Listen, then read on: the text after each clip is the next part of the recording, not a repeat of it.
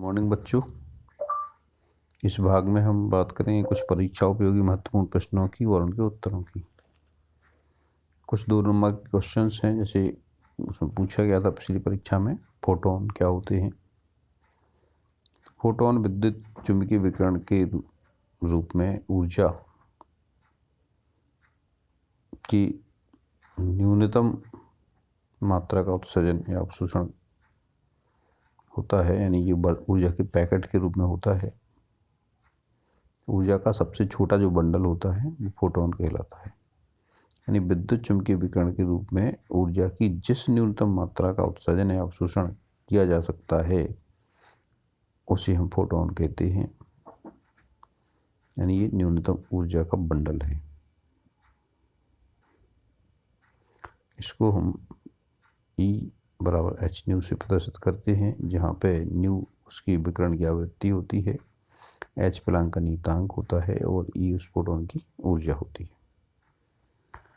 दूसरा क्वेश्चन है, क्वांटम संख्या किसे कहते हैं।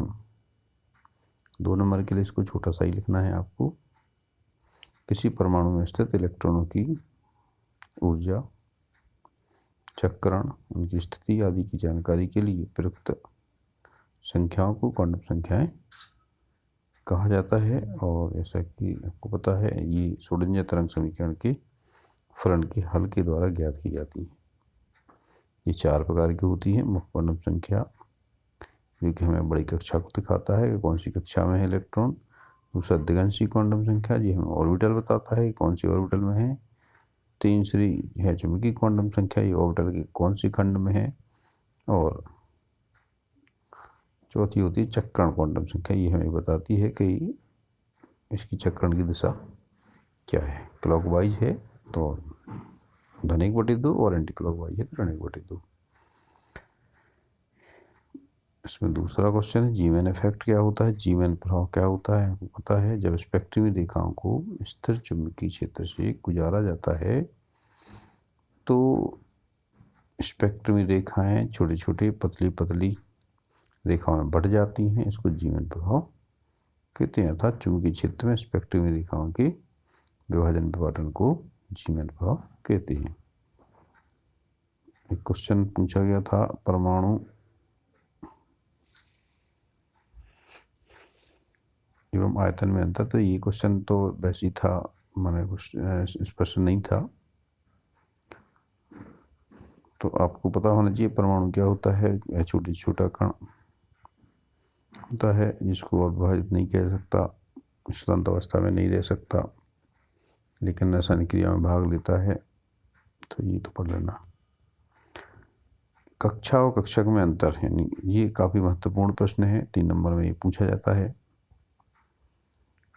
तो इसको ज़रूर संक्षेप में आप लोग अच्छे से पढ़ लीजिएगा। जो कक्षा होती है वो नाभिक के चारों ओर वृत्ताकार मार्ग है जिसमें इलेक्ट्रॉन चक्कर लगाते हैं, बोर के अनुसार होता है। और कक्षक क्या होती है, नाभिक के चारों ओर के विद्युतीय स्थान जहाँ पर इलेक्ट्रॉन पाए जाने की संभावना अधिकतम होती है, कक्षक कहलाते हैं।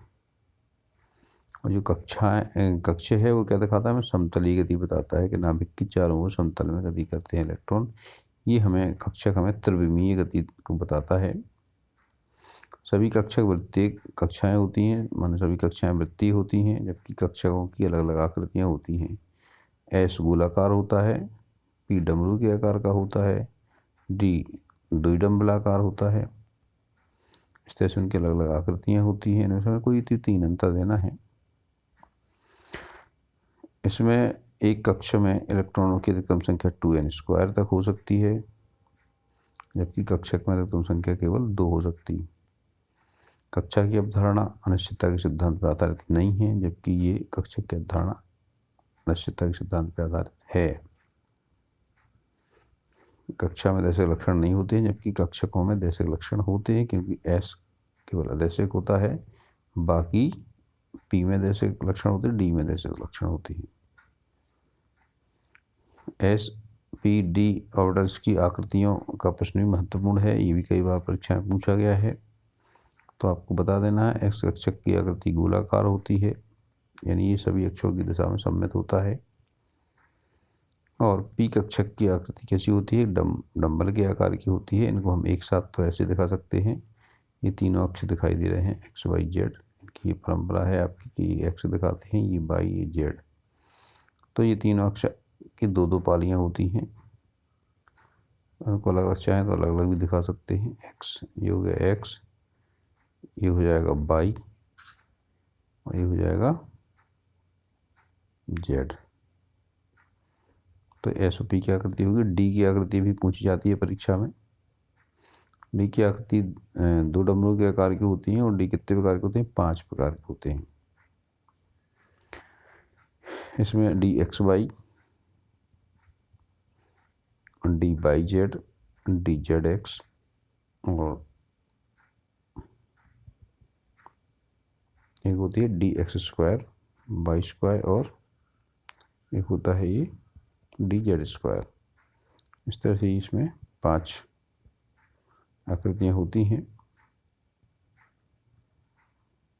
इनको हम कभी कभी ऐसे भी दिखा सकते हैं, जैसे अलग अलग से लिख दें हम, तो देखिए कैसे आते हैं ये। यदि हम डी एक्स वाई की बात करें तो ये कैसी दिखाई देती, एक्स अक्ष और वाई अक्ष के बीच में 45 इंच के कोण बनाती हुई 4 पालियाँ होती हैं, यानी ये 2 ये हो गई और 2 ये हो गई। ये एक्स अक्ष और वाई अक्ष के बीच में 45 इंच के कोण बनाती हुई रहती हैं। वैसे यदि आप दिखाना चाहें एक साथ तो उस हिसाब से दिखाएंगे तो ऐसा रहेगा। बाकी देखिए D by x by Z को देखेंगे तो हमने बाई और जेड अक्ष शो कर देंगे यहाँ पे, और इसे 45 अंश बनाती हुई 2 पालियाँ देखेंगे, मतलब बनाएंगे एक जैसे ही, इसमें अक्षों के नाम बदल देंगे। एक्स वाई है तो ऐसे लिखेंगे, बाई जेड है तो ऐसा लिखेंगे, और जेड एक्स है तो एक्स जेड बना देंगे। जो D X square Y square वाली है तो इसकी दोनों पालियाँ एक्स पे और वाई पे होती हैं, तो इसको अक्ष पे ही बनाना है। और डी जेड स्क्वायर में क्या करना है आपको, डी जेड यानी जो जेड अक्ष है इस पर 2 पालियाँ होती हैं और बाकी एक्स वाई प्लेन में एक रिंग होती है। इसको इस तरह से अपन शो कर सकते हैं। इस तरह से ये आपकी एक्स वाई मान एस पी डी ऑर्बिटल की आकृतियाँ हो गई। एक प्रश्न और महत्वपूर्ण है, पूछा जाता है n+l का नियम क्या है। अक्सर बच्चे इसको छोड़ देते हैं। वास्तव में क्या है, एक आपबाउ का नियम है। आपबाउ ने इस नियम के आधार पर ही उनको कक्षकों को क्रम में बढ़ती हुई क्रम में व्यवस्थित किया है।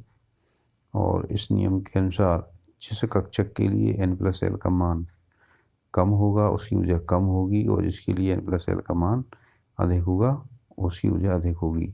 जिसकी ऊर्जा कम होगी वो पहले भरा जाएगा और जिसकी ऊर्जा ज़्यादा होगी वो बाद में भरा जाएगा। यहाँ पे आपको पता है n क्या है, n मुख्य क्वांटम संख्या है और l है दिगंशी क्वांटम संख्या। तो मुख्य क्वांटम संख्या n और दिगंशी क्वांटम संख्या का l, इसको निकालते हैं। ये कम है यदि तो पहले भरा जाएगा और ये ज़्यादा है वो बाद में भरा जाएगा, यानी इसकी क्रम में व्यवस्थित कर लेते हैं। ये n+l रूल कहलाता है। और जब कभी इन दोनों किन्हीं कक्षकों के लिए n+l की वैल्यू समान हो तो फिर हम उसमें क्या देखते हैं, तो उसमें हम ये देखते हैं n+l की वैल्यू तो समान है, लेकिन जिसके लिए n का मान कम होता है वो पहले भरा जाता है, जिसके लिए n का मान ज़्यादा होता है वो बाद में भरा जाएगा। उदाहरण के लिए आप यहाँ देख सकते हैं, देखिए यहाँ पे हमने यदि लिया 4s, तो 4s में देखिए 4s, तो s 4 के लिए n बराबर 4 हो गया और s के लिए l बराबर 0 हो गया, तो ये होगा 4 + 0 = 4। अब 3D में देखें, 3D में n = 3 और d = 2, तो ये हो जाएगा 3 × 2 = 5। तो कौन पहले भरेगा, जिसके लिए 4 है वो पहले भरेगा, यानी 4s पहले भरेगा, और 3D के लिए 5 है तो ये बाद में भरेगा। तो ये हो गया n+l के लिए। और जब n+l दोनों के लिए समान है तब क्या करते हैं, देखिए यहाँ पे आपने देखा 4s के लिए वैल्यू हमने रखी है, यहाँ पे ये वैल्यू आई है, देख लीजिए। अब जिनके लिए 4s माने 4p और 3D की बात करें तो कौन पहले भरेगा, इसमें देखिए यहाँ पे n का मान 4 है और l का मान 1 है, तो ये हो जाएगा 5। यहाँ पे देखिए 3 और इसके डी एल का मान 2 है, तो ये भी 5 हो जाएगा। इसमें से कौन भरेगा पहले, तो यहाँ ध्यान रखना है कि जब n+l की वैल्यू समान होती है तब n को देखते हैं, n कम कौन सी है, तो ये n कम है, तो पहले कौन सा भरेगा, पहले भरेगा 3D, फिर भरेगा 4p। ठीक है, अब एक और क्वेश्चन देखिए। अब इसमें उनकी विन्यास भरना है हमको कि ये कैसे होंगी। तो इसमें दिया है O8+2, दूसरा है 7n-3। यहाँ पर जो ऊपर आवेश दिया है और नीचे क्या दिया है, इसकी परमाणु क्रमांक दिया है। जब परमाणु क्रमांक दिया है आवेश धनात्मक है तो उसमें इतने इलेक्ट्रॉन जुड़ गए होते हैं, बहुत सारे उतने इलेक्ट्रॉन उसमें से निकल गए होते हैं, क्योंकि इलेक्ट्रॉन पे कौन सा आवेश होता है, ऋण आवेश होता है। तो प्रोटॉन की संख्या इलेक्ट्रॉन की तुलना में ज़्यादा हो जाती है, इसलिए धन आवेश रहता है। तो यहाँ पर चूंकि ऑक्सीजन 2+ आयन है तो इसमें इलेक्ट्रॉन की संख्या कितनी हो जाएगी। ऑक्सीजन में मूलतः इलेक्ट्रॉन की संख्या कितनी है, 8 होती है ना ऑक्सीजन में। यहाँ पर जब 2 हो जाएगा तो कितना हो जाएगा, 8 - 2 बराबर 6 हो जाएगा। 8 में से 2 घटाएंगे तो 6 बचेंगे, तो इसमें इलेक्ट्रॉन की संख्या कितनी हो गई, 6 हो गई। 6 इलेक्ट्रॉनों को हम वैसे ही भरेंगे जैसे 6 के लिए भरते हैं। तो क्या भरेंगे, पहले 1s2 रहेगा, फिर 2s2, फिर 2p2, इस तरह से ही भरेगा। और इसमें यहाँ पे कौन सा नियम लगेगा, हुंड का नियम भी लगेगा, क्योंकि यहाँ पर जो 2p ऑर्बिटल में 2 इलेक्ट्रॉन जाएंगे वो इलेक्ट्रॉन अलग अलग ऑर्बिटल्स में जाएंगे, इकट्ठे युग्मित नहीं होंगे।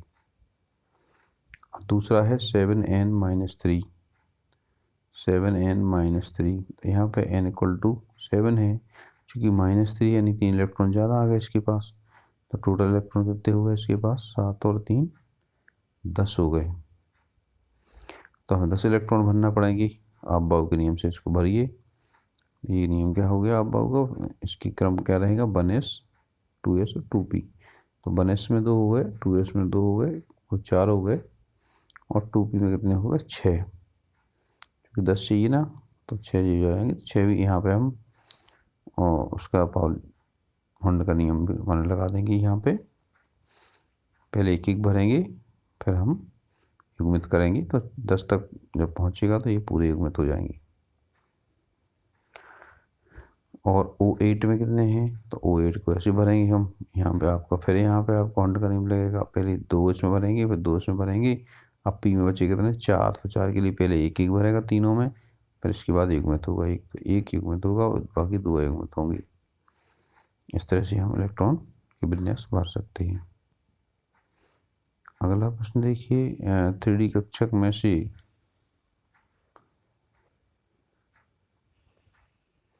हमें 3D1 इलेक्ट्रॉन की चारों क्वांटम संख्याएं लिखना है। इसमें क्या ज्ञात करना है, 3D1 के इस इलेक्ट्रॉन की चारों क्वांटम संख्याएं बताना है। तो यहाँ पर देखिए 3D1 में कहाँ भरेगा, 3D में भरेगा। 3D में आपको पता है कि 5 ऑर्बिटल होते हैं, ये तो 5 हो गए। तो चुंबकीय संख्या क्या होगी, इनकी चुंबकीय क्वांटम संख्या क्रमशः होगी -2, -1, 0, +1 और +2, यही होती ना। अब 3D को पहला इलेक्ट्रॉन है, तो 3D में पहला इलेक्ट्रॉन कहाँ जाएगा, इसमें जाएगा पहले कक्षक में। तो इसमें n बराबर तो 3 है, 3D के क्वांटम संख्या 3 हो गई। दिगंत क्वांटम संख्या D के लिए दिगंत क्वांटम संख्या 2 होती है। अब यहाँ पर चुंबकीय क्वांटम संख्या पर ज्ञात करना, तो ये कितनी होगी, -2 होगी। क्योंकि पहला इलेक्ट्रॉन है तो ये राइट मान लीजिए क्लॉक वाइज रहेगा, इसलिए इसमें प्लस ऑफ रहेगा। इस तरह से 4 क्वांटम संख्याएं होगी इसकी। इसमें अगला क्वेश्चन दिया है कि मूल क्या है। तो मूल एक संख्या होती है। वैसे यदि कोई कहे कि मूल क्या होता है, जिस तरह से एक दर्जन में मतलब 12 संख्या होती है, उसी तरह से मूल मतलब 6.022 की संख्या को हम मूल कहते हैं। अब इस संख्या में यदि इस संख्या में अणु, परमाणु या मूल की आयन की बात करें तो वो एक मूल, एक परमाणु मूल या एक आयन मूल या 1 ग्राम मूल इस तरह कहलाता है। मूल एक एवोगैड्रो संख्या के बराबर संख्या होती है। इसमें अणु परमाणु या आयनों की संख्या को ज्ञात किया जाता है। इसको कैपिटल Na द्वारा दर्शाया जाता है और इसमें परमाणुओं का जो द्रव्यमान है या अणु का जो द्रव्यमान है उसको यदि हम ग्राम के बराबर कर लें तो उसमें एवोगैड्रो संख्या के बराबर अणु या परमाणु होते हैं, इसलिए इसको 1 मोल अणु या 1 ग्राम अणु भी कहा जाता है।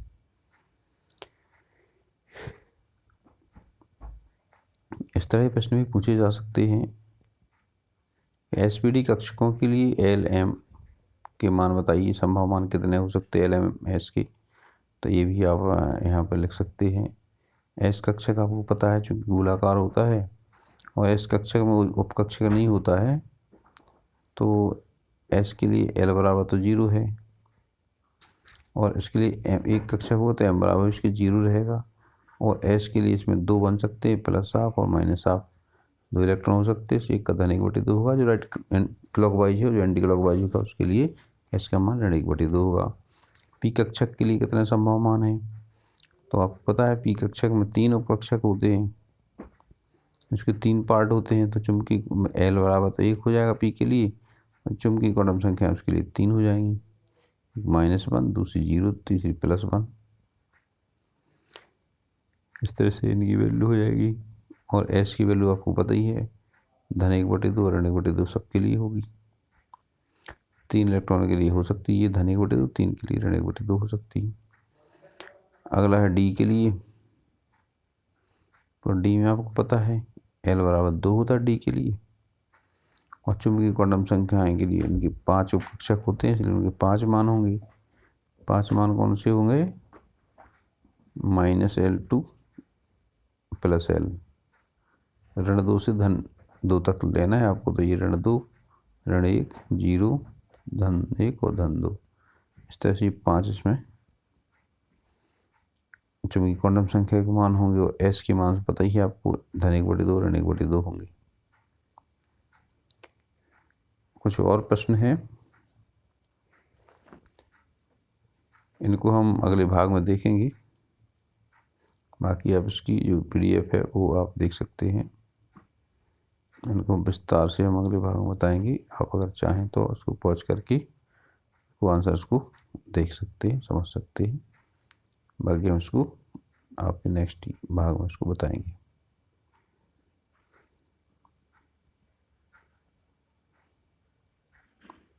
कुछ क्वेश्चन हमने इसमें लिख रखे हैं, इसका विस्तार हम नेक्स्ट पार्ट में देंगे। अभी आप चाहें तो इनको पॉज करके देख सकते हैं, समझ सकते हैं।